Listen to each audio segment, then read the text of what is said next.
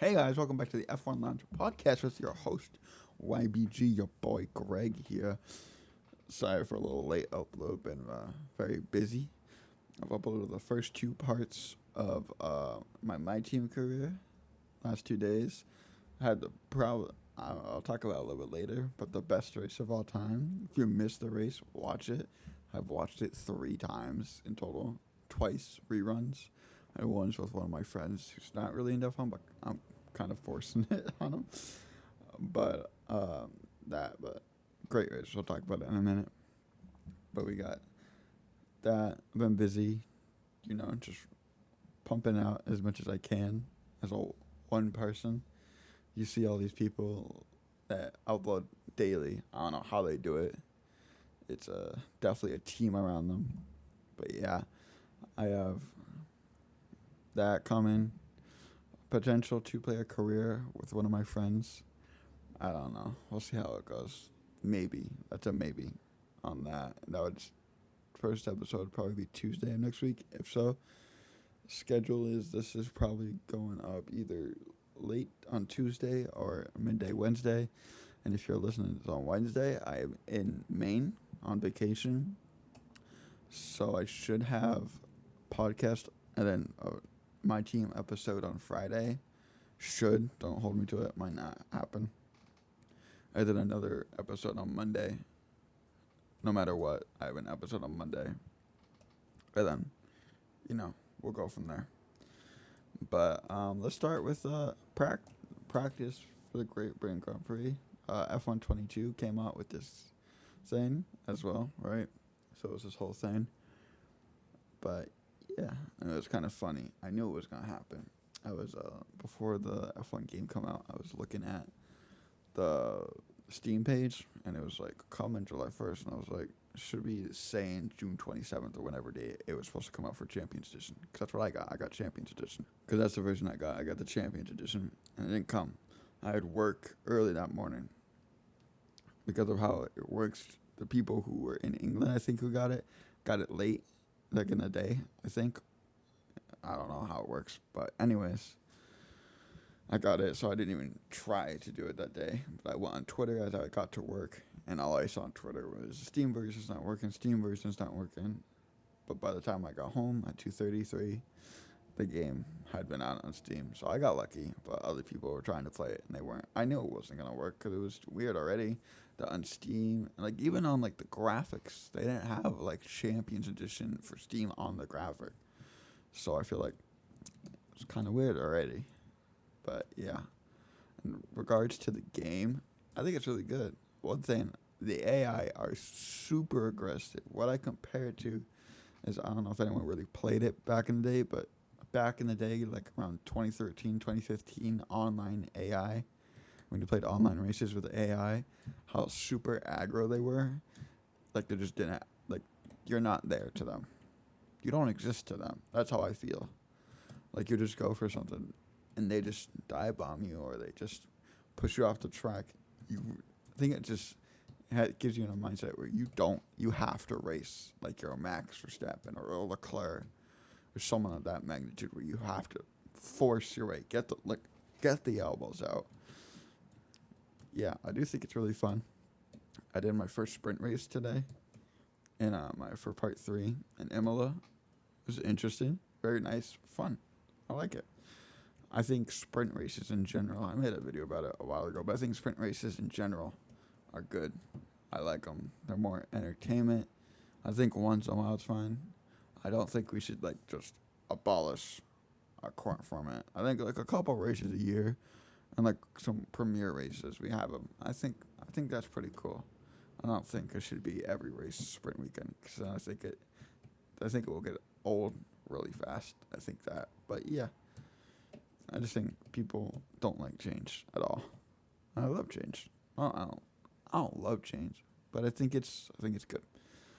But starting with practice, Williams is an interesting case this weekend. So Albon's car, Alex Albon, first driver for Williams, got 12 new upgrades, and the cars looked.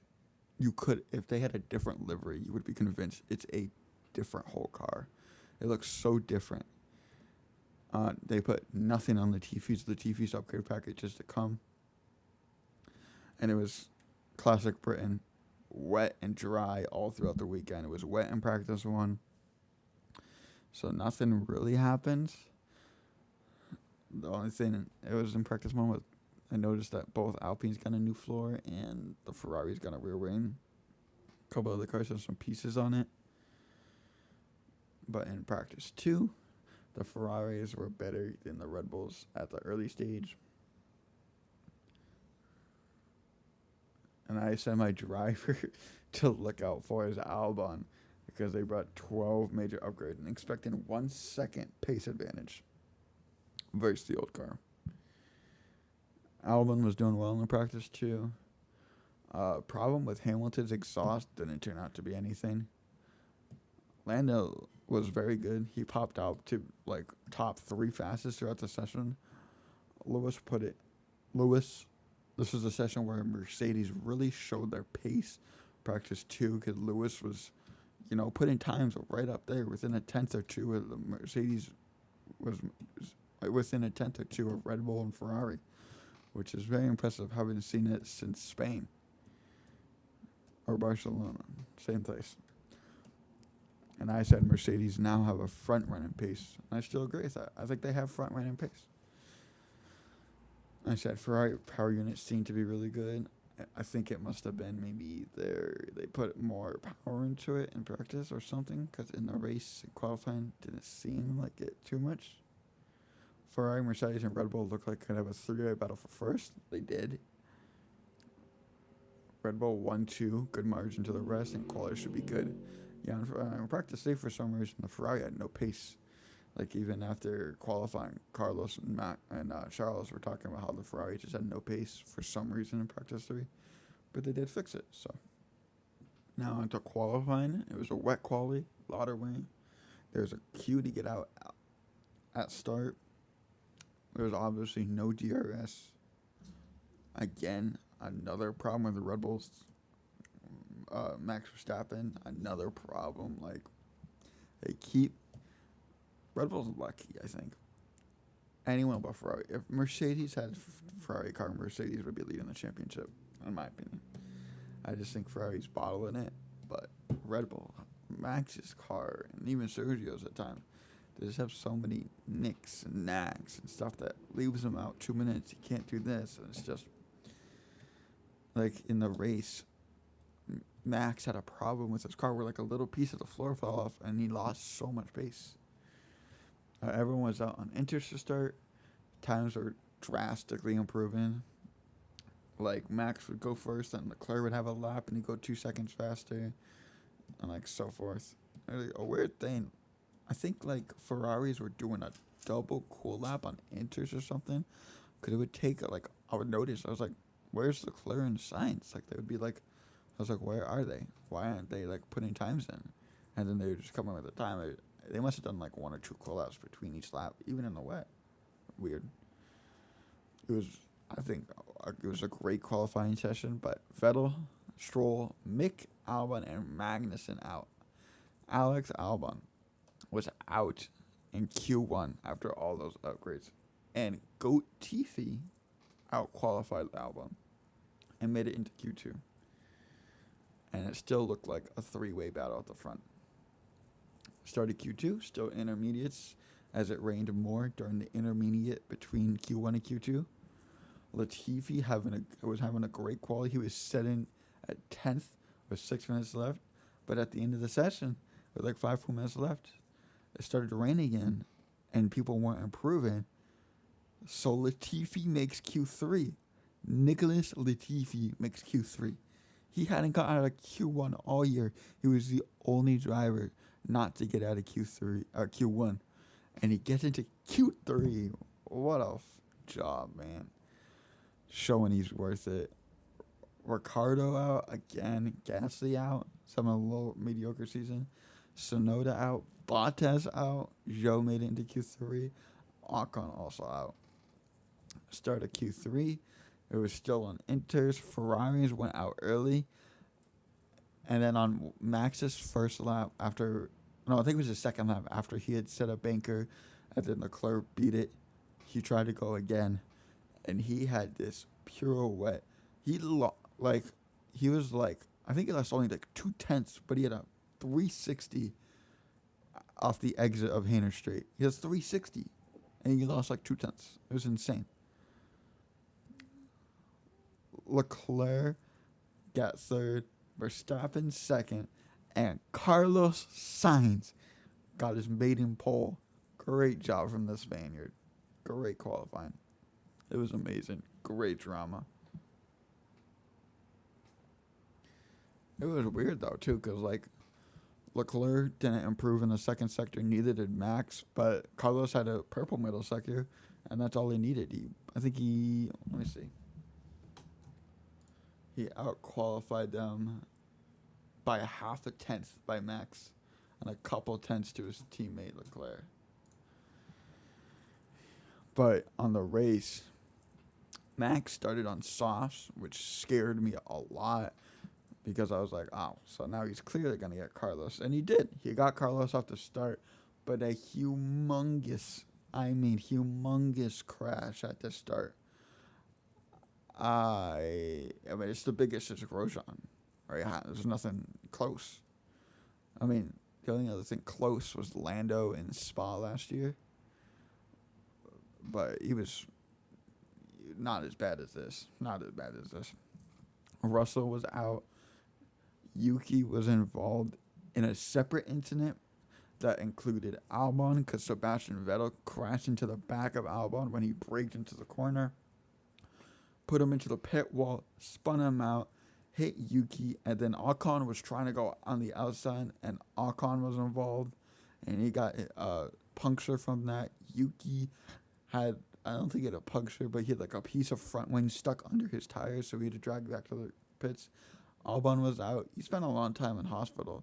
I hope he's okay. I think he is. I will check right now.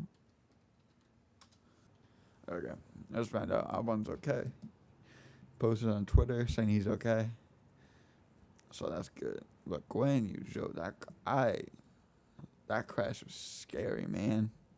That was scary.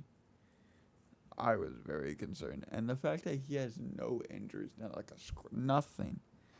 That's insane, man. Insane,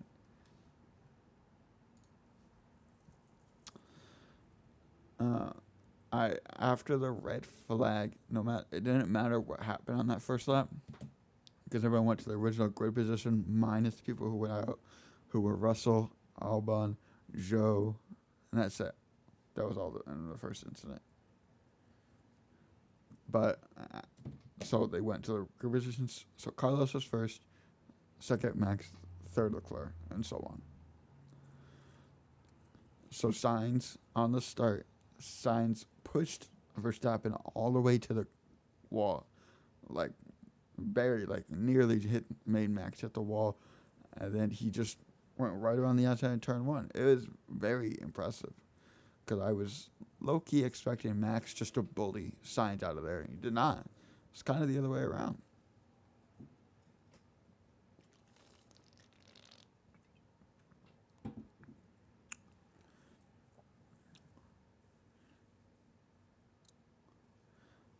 And then after that, the front four got into so close. So Leclerc was battling with Perez as they went, and they both got front wing damage into turn 3 as they collided. Perez got a lot more damage. Or I think it was the same damage, but it affected Perez a lot more than it affected Leclerc. Because of the damage, Perez pits after lap 6. Hamilton got passed by Norris in the first lap, and so he caught Lando Norris. He passed him. Hamilton into 4th as he passed Norris, as Norris had passed him earlier. And then on lap 8, Max started to catch Carlos. And then as Max was putting the pressure on, Carlos made a mistake in the S section, and so Max took the lead. And Tsunoda and Gasly had this weird incident where they collided together, and Sonoda got a 5-second penalty. Max though, Max Max started to go slow. It looked like he went over a piece of carbon fiber or a piece of something, maybe even Sergio's car. That when he broke his front wing, it like flew off. It might have been that. So that's like the piece that affected the floor that I was telling you about earlier. So Max slowed down. Not on purpose, but his car was just slower. So Carlos takes over. Max pits. It's a blunder for Red Bull. Both the cars lower down now. And even after the pit stop, Max said something still wrong. He thought maybe he had a puncture, but it wasn't. So bodywork damage on Max's car, but the engineer said it was not terminal. And Charles and Carlos started to fight. And this is where Ferrari did a little bit of. I think it's tough because you don't want to just like be like, Carlos, we want Charles in the lead, because I mean Carlos deserved it. He out-qualified Charles, and he was pacey at the start. He defended against Verstappen pretty good. He didn't make the mistake, but true luck. But Lewis, what really did it, put the pressure on, was Lewis, because Lewis started to catch them both. He was like catching them a couple tenths a lap, but then he was on them. So Carlos pits before Charles to give Charles some free air. Bottas then retires. Horrible day for Alpha. Both cars out. Lewis chasing Leclerc and still gaining on him. Leclerc pitted on lap 25, and Lewis had just breached the gap to under a second. Leclerc pit. Then Lewis took the lead, and Sainz actually got out in front of Charles after he pit, which was interesting. And from now on, Max really struggled for the rest of the race. He had no pace in that car anymore. Leclerc was catching Sainz once again. And I wrote down they need to swap Leclerc and Sainz, because Sainz just didn't have the pace. And finally, Ferrari did listen. Not to me, but they listened. They stopped and they swapped the cars. Leclerc was now leading. Lewis pitted on lap 34 after the Ferrari started to pull away a little bit. And then he goes onto hard. There's a slow stop. And Leclerc and Sainz got out ahead of Hamilton. Lewis was now 3.3 behind. Norris puts onto hard on lap 35. Max in 8th. Ocon on the back of him. We all know Max and Ocon have some history back in Brazil. Some just, little things happen. Great. And a great race by Vettel. Vettel was in the back. Also Mick and Kevin Magnussen. Really good races from the back of the grid. Ocon retires on a straight, on the back straight. And there's a safety car. There is a safety car. And on this safety car, they pick Carlos and everyone else beside Charles Leclerc pit. Everyone. So Leclerc was in first, but he was stuck on old hards. And everyone, and surprisingly, Perez is up to 4th at this point. So Perez is on soft, Hamilton on soft, Sainz on soft, and Leclerc's on old hards. At this point, I was very scared. And they even told Sainz to back up for Charles. And Carlos refused the order. He wanted to win. Start with the restart. Hamilton got an awful restart in 3rd. Perez overtook him, and they had a little battle. And they kept battling for a while. And Carlos pretty much straight away overtook Charles. He put up a little fight, but he couldn't really do anything. And then with the Ferrari of Charles, I will say, remember last year in Hungary, I wanted to say, in Hungary when Alonso was defending Hamilton, it's the same thing that happened here. I mean, Leclerc was doing an amazing job defending. an amazing defensive job. He was battling and battling. One of the best races I've ever seen from a driver. He was defending, trying so hard. The car had no right to be up there. He just kept trying and trying. The car just wasn't there for him. You know? I mean, and he had an overtake on Lewis around cops. And it's the best overtake I've ever seen in recent history. Actually, no. Rubber had a overtake in Spa. I think that was probably better, but it was just like the same thing. It was on a Rouge on the outside. This was on cops on the outside. It was so brave and such an amazing overtake.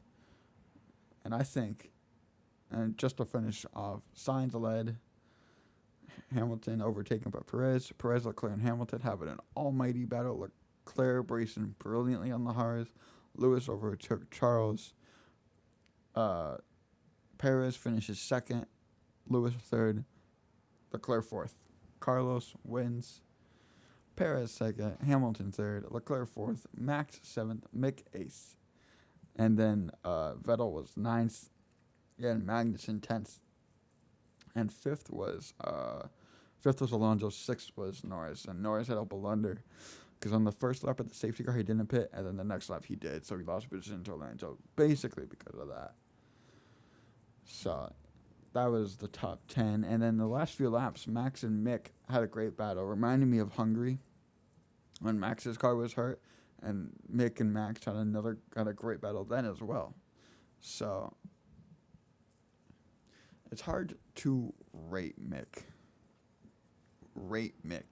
Because he has these runs where he's good. Like, this is a good race for Mick. He had a good pace. He did have Canada. Maybe this is a run of form, but he had so many just races where he was not doing anything the whole season. So I hope for him that he does well, but we'll have to see. I don't think he's guaranteed a contract yet next year. But it was a good race for Mick. Good race for Haas. And yet again, Ricciardo is 13th. I mean, he finished against... he got beaten by Latifi. Ricciardo did it again. Got 13th. Like, what? Like, he got beaten by Latifi. Latifi had a good race. Stroll had a good race, I would say. I think it's a good step for Aston Martin. Next race... Just a little preview thing. I think McLaren will have a good race. Mercedes will not. I think it's going to be Ferrari, Red Bull. And I think Ferrari might win. Again, just thinking about the track layout. They're straights, but they're not super long. It's more of a chassis circuit. Because before Red Bull had this engine, they were always... the chassis team, the team with the best cornering speed, the Ferraris. So, yeah. But Leclerc needs luck. He needs something, man. Only getting 6 points on Mac. So, after that race, the standings is Verstappen is 34 points ahead of Sergio. And Sergio's 11 points ahead of Charles. Carlos is only 11 points behind Charles. Russell, tough race for Russell. He didn't do anything really wrong. Because the crash wasn't really anyone's fault. What had happened was Joe had a kind of start, and Latifi had an amazing start, so he shot right through because he was on softs. And so Russell saw that, and he's trying to cover up anyone else from doing that. But Gasly saw Latifi do it, so he wanted to go as well. And then Russell was trying to cover, and so they kind of just collided, and then it hit into Joe. So it wasn't really Russell's fault. Russell's now 16 points behind Sainz, and they were once really close together. Norris has 58, and Ricciardo has 15. what do you do if you're McLaren? You have Gasly. I think you either go Gasly or Piastri. But I think Piastri's going to Williams, personally. I think that's what's going to happen. He'll go to Williams. Yeah. Next round is Australia. Or Austria. Which will be fun. Austria's a good track. It's weird, though. It's super short. So it's hard to get great races at that short of a track, I feel. Yeah. I would imagine it's going to be a one-stop. Because, like, the whole time we were in practice, they would talk about it's a two-stop. It's a two-stop. It's a two-stop. It was not a two-stop at all. Went medium to hard pretty easily. No tire concerns at all. I think next time they have to go one set softer. I think they know that now. But, yeah. All right, we got the Austrian Grand Prix, which will be interesting. Because in Britain, there was some things with, like, Perez and Leclerc and Hamilton forcing each other off the track. And last year, that was a big thing, and they were handing out penalties left, right, and center last year. Now, will they hand out penalties, or are they going to let it happen? Do they let it slide because there was no gravel in Britain and there's gravel in Austria? Maybe it's different that way, but it'll be interesting. I don't foresee Mercedes doing well here. They've never done well here. I don't think they will do well here. I think it'll be Ferrari. I think McLaren might have a good race here because they've had a good pace here before. And by McLaren, I mostly mean Lando. I mean, it even happened last time where Ricardo was battling with Sergio and Lewis, and Ricardo was battling a little more competitive, but not as competitive as Lando. But I like to go a little spicy. So, race predictions. What I want is Leclerc to win. What I think is going to happen, first place Lando Norris. Yes, first place Lando Norris. Second place George Russell. What am I saying? First place Lando Norris. Second place Max Verstappen. Third place Charles Leclerc. Yeah. That's what I think. First place is Lando. Second place Max. Third place Charles. Yeah. I think that's going to be a good race.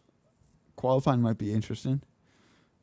Austria is notorious for having weird qualifying. Like Lando was on the front row last year. Previously, when Bottas and Massa were at Williams, they had a front row lockout during Mercedes' dominance. So, like, more proof that Mercedes is just not as good as here. Last year, the reason Lewis was so low is because he got damage on the floor. That'll be pretty important here as well, again. So, I'm not a Merc hater. It's just some tracks they don't do well. They do horribly to their standards here at Austria. And I think Lando saw Carlos get his first win, and he was like, let me do that. And it's not just like, I just want that to happen. Austria is his hunting ground. He's done so well in Austria in the past. So I think Austria will go extremely well for Lando. Driver ratings. Before I forget, let's do driver ratings. Going from last to first place. Let's do that. Almost forgot. Driver ratings. Alright, we start with last place. Alexander Albon. 6. Not because he crashed. Because he had no pace. He got outqualified by Latifi. I don't care.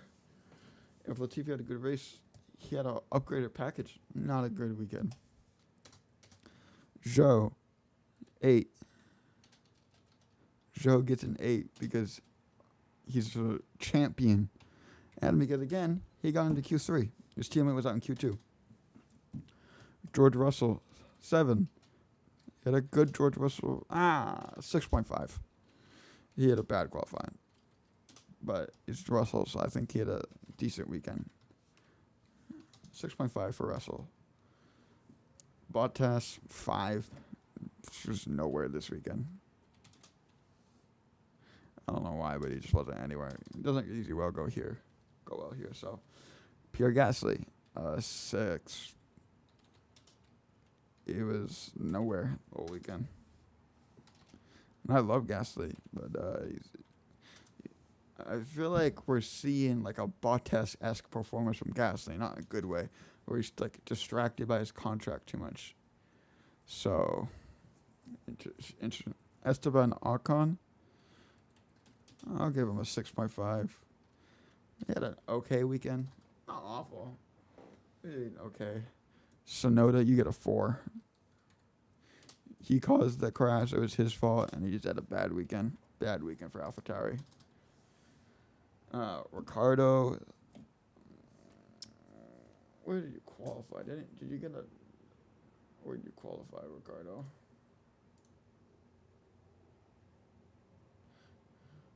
14th. And your teammate qualified. Where did Lando qualify? 6th. Yeah. Ricardo, I'll give you a 6 out of 10. Only because I don't expect more. If I expected more, I would, but I'll give you a 6. I don't know, man. It's gonna. I want him to do better. He's just not, for some reason. Latifi gets oof. I have to give him a 10, right? Nah, I'll give him a 9 because he didn't score points. But for Latifi's standards, he hasn't got out of Q1, gets into Q3, and he was competitive in this race. He was competitive, like, for points the whole race. Like, very good race for Latifi. I hope he can take this because this is the reason I was so disappointed in him, because he did this stuff at the end of last year. And then he came into this year and he was nowhere for a whole, like, very bad. But the end of last year, he was a better racer than George Russell. He was better. But, yeah. Next, Lance Stroll, 7. You know, kind of quiet, but he was good. He had a good weekend.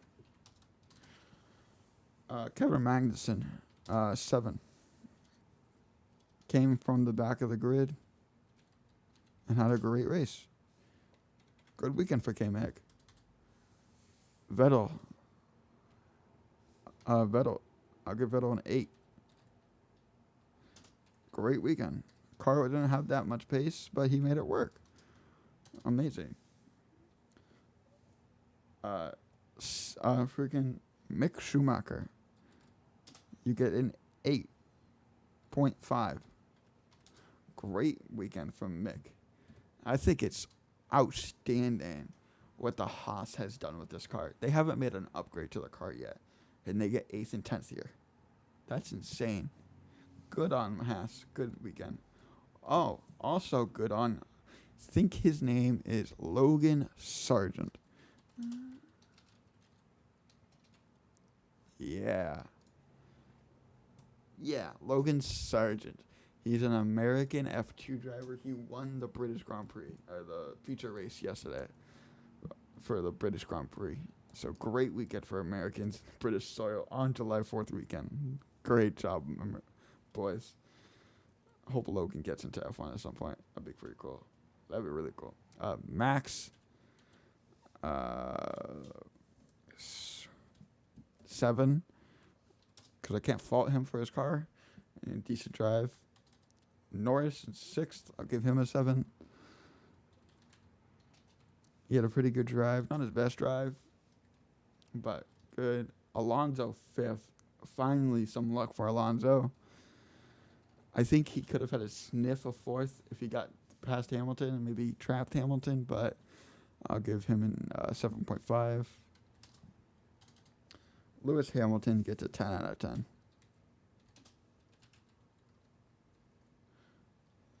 I forgot Leclerc, but Leclerc gets a 9 out of 10. Hamilton gets a 10 out of 10. Hamilton was amazing. It was one of those races for Hamilton where you see Hamilton gain and get in the Ferraris, and you're like, here comes Hamilton. Just one of those races. He was on an amazing drive from Hamilton. Leclerc, I'll give him a 9 out of 10, only because I think he could have had more pace in the car. But not really his fault, but 9 out of 10. Sergio Perez,